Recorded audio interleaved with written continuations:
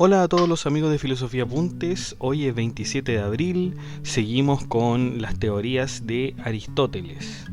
El día de hoy tenemos una teoría que es un poco difícil de comprender al principio, es una teoría que puede a usted llamarle la atención y nos habla sobre la naturaleza, pero no sobre la naturaleza en cuanto a cosas corporales, digamos, una descripción, sino que en realidad el proceso que sufre cada cosa o cada ser, ¿no es cierto? Desde que está, ¿no es cierto?, en un estado de descanso hasta un estado, ¿no es cierto?, de movimiento, o también viceversa. Puede ser también que algo esté, ¿no es cierto?, en un estado de constante movimiento y que en alguna medida, ¿no es cierto?, después tenga que parar. Esta es la teoría, chiquillos, del ilemorfismo. ¿Ya? Parece una palabra rara, parece una palabra que no se entiende, digamos. A lo mejor podría usted entender morfismo, ¿no es cierto?, por algo como una especie de transformación, ¿no es cierto? Pero no es tan, eso no es tan correcto. Así que vamos a ver esto en detalle para analizarlo correctamente. Bueno, esta es una de las primeras teorías con las cuales se identifica a Aristóteles, ¿ya? Básicamente el ilemorfismo, es decir, la combinación de la materia en griego antiguo es ile, ¿no es cierto? H-Y-L-E, ile, con la forma, ¿no es cierto?, morfé, nos dice que todo ser está compuesto de materia y forma, las cuales son inseparables. Por lo tanto, ahí tenemos la primera, ¿no es cierto?, definición de ilemorfismo o de ileforme, ¿ya? Es la combinación, ¿no es cierto?, de la materia y la forma. Ahora, eso sí, tenemos que entrar a investigar cómo se entiende o cómo entiende Aristóteles la materia y la forma. En este cuadro he dejado alguna descripción, ¿no es cierto?, más gráfica de lo que es el ilemorfismo. Por un lado tenemos la materia, ¿no es cierto?, como habíamos dicho, ile, que es el sustrato de una cosa que está en potencia, puesto que esta potencia, ¿no es cierto?, no revela su naturaleza aún, ¿no es cierto? Es muy entendible esto, cuando algo está en potencia, ¿no es cierto? Por ejemplo, cuando vemos una mujer, ¿no es cierto?, y bueno, decimos, esta mujer puede ser madre, ¿no es cierto?, en potencia. Cuando está, por ejemplo, embarazada, decimos es una madre en potencia.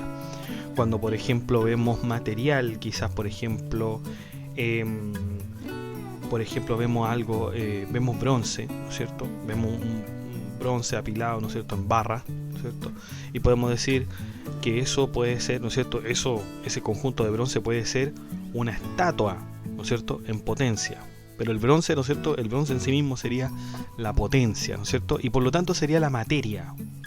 ¿Se dan cuenta que hay una estrecha relación entonces entre materia y potencia?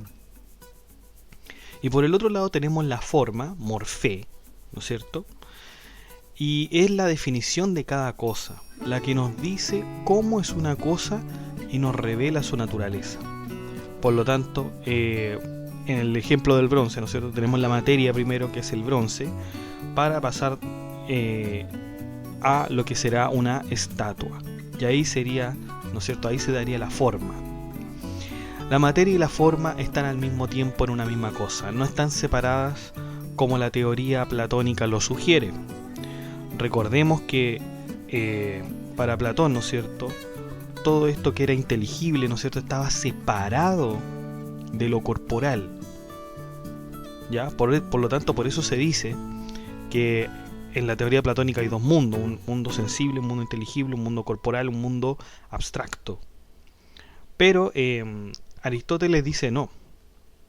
La verdad es que no hay ningún mundo inteligible, no hay algo abstracto, ni mucho menos, sino que en este mismo mundo está tanto la forma como la materia, están las dos, no están separadas como lo sugiere Platón, sino que al contrario están unidas, ¿ya?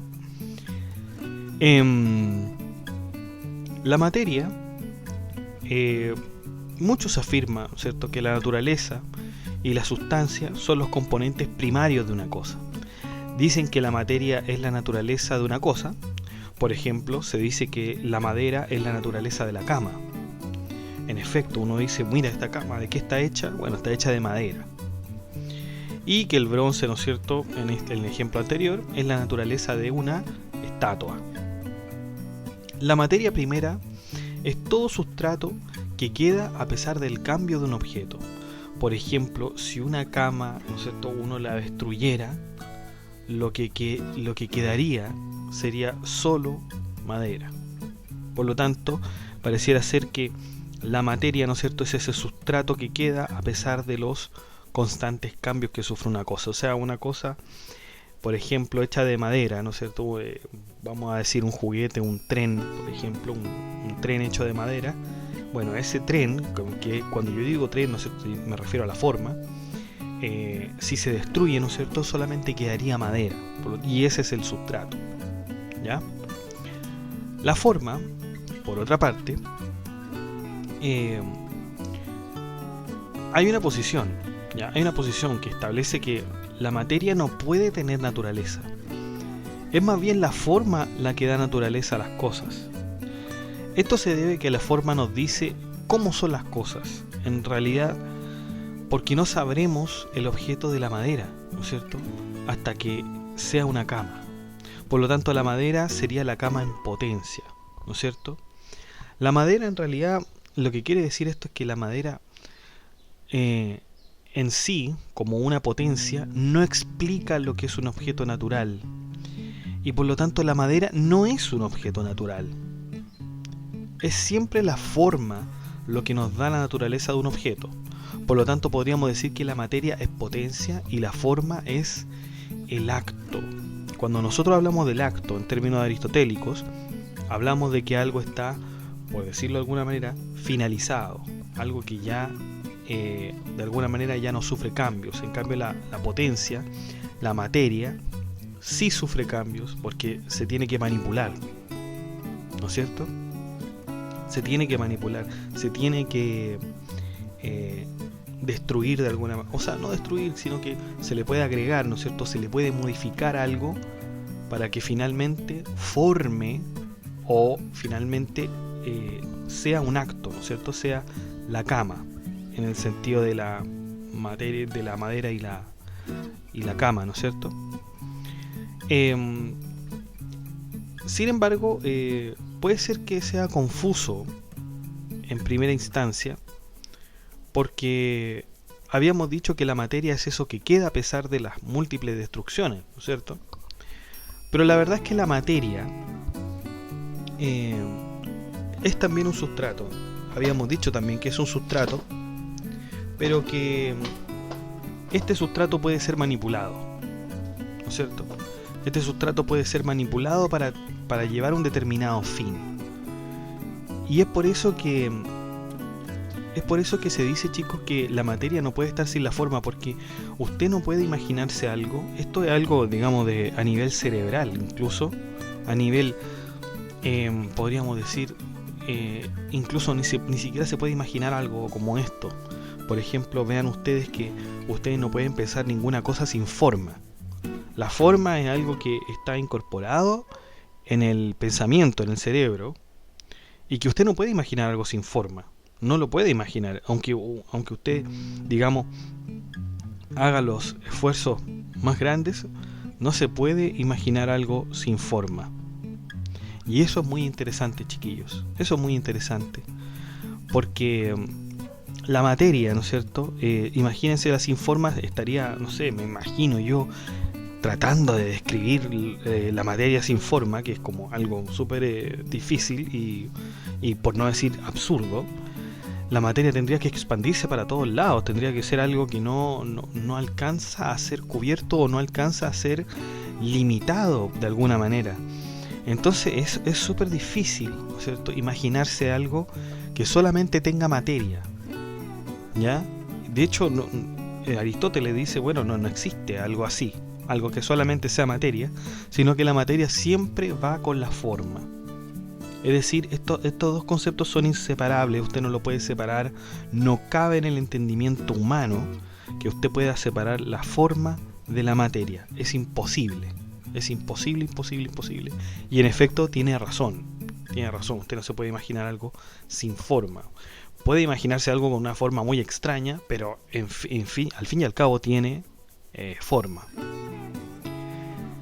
Perfectamente puede objetarse que el hombre viene del hombre, ¿no es cierto? Un hombre viene del hombre, y es por eso que sería más razonable pensar que la cama viene de la madera. Por esta razón se dice que la madera sería la naturaleza, ¿no es cierto? La madera como materia sería la naturaleza. No obstante, la forma sería aún más naturaleza que la materia, porque el hombre viene del hombre, porque la naturaleza del Padre y del Hijo es el hombre. Por lo tanto, ahí está digamos, la forma, ¿no es cierto? La naturaleza del Padre y del Hijo es el hombre. O sea, lo que nos dice está bien. El hombre viene del hombre, por supuesto. Sin embargo, lo que nos va a ayudar a identificar aún más la naturaleza sería decir que el Padre, ¿no es cierto? O sea, perdón, que el Hijo viene del Padre y que el Padre, bueno, viene de otro Hijo, ¿no es cierto? Y esto, de alguna manera, nos hace diferenciar aún más esta posición de que el hombre viene del hombre, ¿no es cierto? Porque si yo dijera el hombre viene del hombre, en realidad estoy diciendo que la materia, ¿no es cierto?, viene de una materia.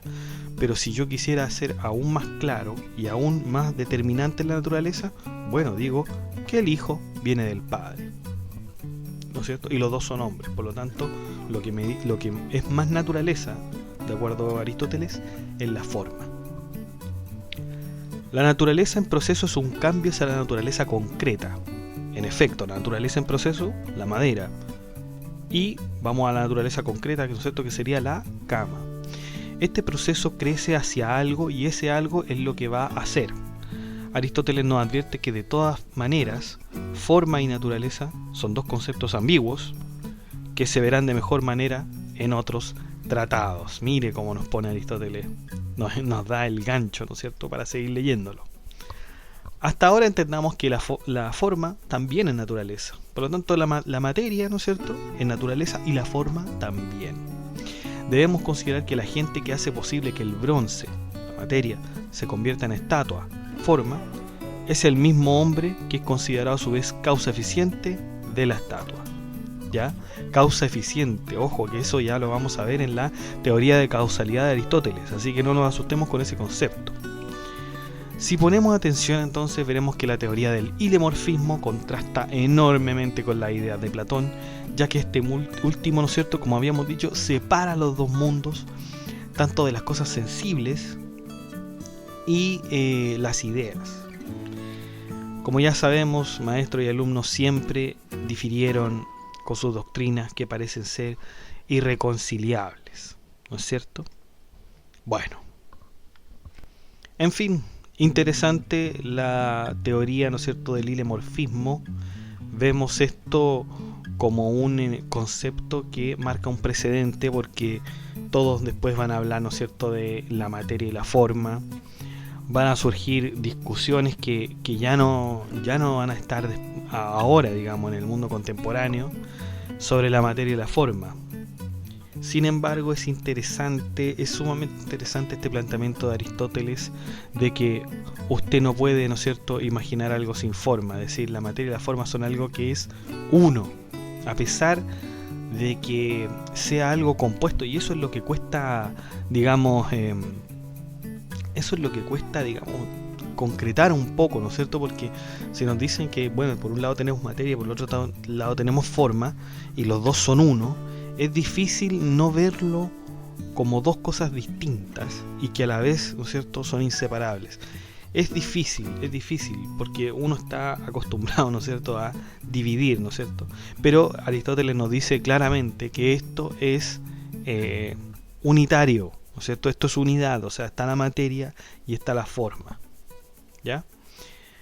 Y esto, chicos, marca otro precedente en cuanto a la naturaleza de los seres, y en cuanto quizás o a lo mejor me atrevo a mucho cuando digo que este puede ser un arjé, ¿no es cierto? Puede ser un arjé de lo que hablaban los presocráticos. ¿Se acuerdan cuando decían que no, que todo viene del agua, todo viene del fuego, todo viene del aire, todo viene de la tierra, de la combinación de los 4 elementos, del ser, del no ser. Quizá este, digamos, podría ser un arjé, ¿no es cierto?, del mismísimo Aristóteles.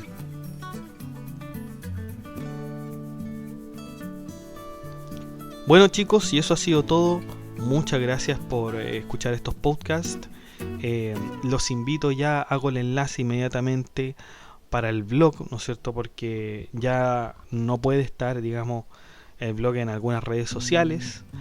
Pero si usted lo visita, digamos, directamente por el link que está en la descripción, usted puede tener acceso a él sin ningún problema.